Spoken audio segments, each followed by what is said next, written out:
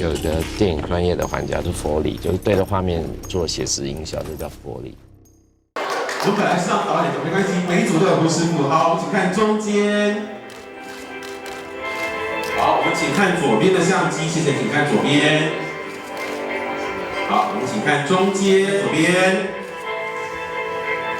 好，我们请看中间。好，我们请看右边。好，麦克风麻烦。因为胡师傅做Foley真的非常有趣啊，然后他想象那个电影画面是年轻长发的女子在跑步，但是在录音棚里面可能就是胡师傅踩着高跟鞋在奔跑。那声音这门艺术对电影其实真的非常重要。那希望能够是应该是第一部拍摄这样的纪录片，让更多人能够认识声音、思考声音，更多人愿意投入这个产业。谢谢。谢谢完。谢谢，从事这行工作已经有42年了，也感谢那么多导演愿意让他的声音愿意让我来做。当然，这40几年的我们前面接触的导演，可能都前面那些导演以前工作都会在一起，然后后面接触的时候呢，导演大概都一个sparring的时候来跟我们大家讨论。其实见面机会没有那么多，不过还是很谢谢各位导演给我这个机会，谢谢。在这边待了40年了，每天就想一些生意该怎么去创作。这种都不是，这一块他都已经把它压缩了。老板，这铁丸怎么卖？师傅他就是这样不断的试，然后直到试出来为止。做一个拉门的声音，每一个东西都做出来声音都会不一样。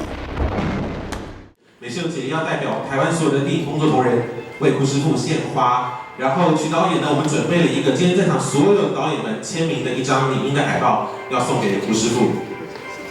也叫美秀姐。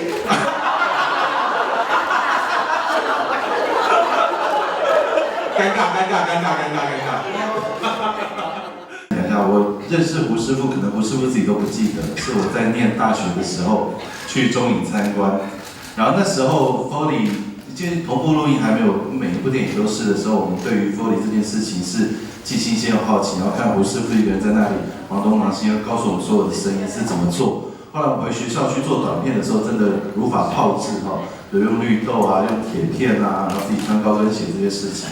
那我觉得那个真的是一件很迷人的艺术，但是你后来发现到电影发展到现在，其实 Foley 这个元素一直被大家越来越不注意到，因为就像胡师傅说，我们后来再遇到的机会越来越少，因为他都默默一个人在那里工作哦。但我们对他的爱哦，其实是永远没有停歇的。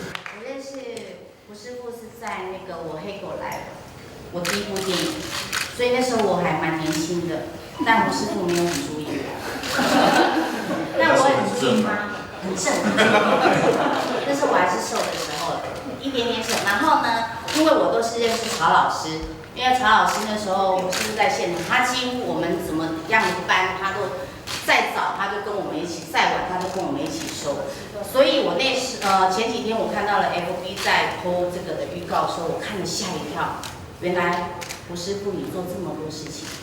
就是我们回音，我以为我们每次演员声音不好的时候进去配就是那种，以为这个就很重要，结果没想到，就像导演说的，如果有一个女生的风要吹，然后穿着高跟鞋在那边跑，就看胡师傅一个人在那边跑的那种感觉，我现在才知道，原来这一块这么小，其实是最重要的一环，我们都没有看见，所以现在要让大家看一遍。好。OK 吗？一个世代的转变就这样过了。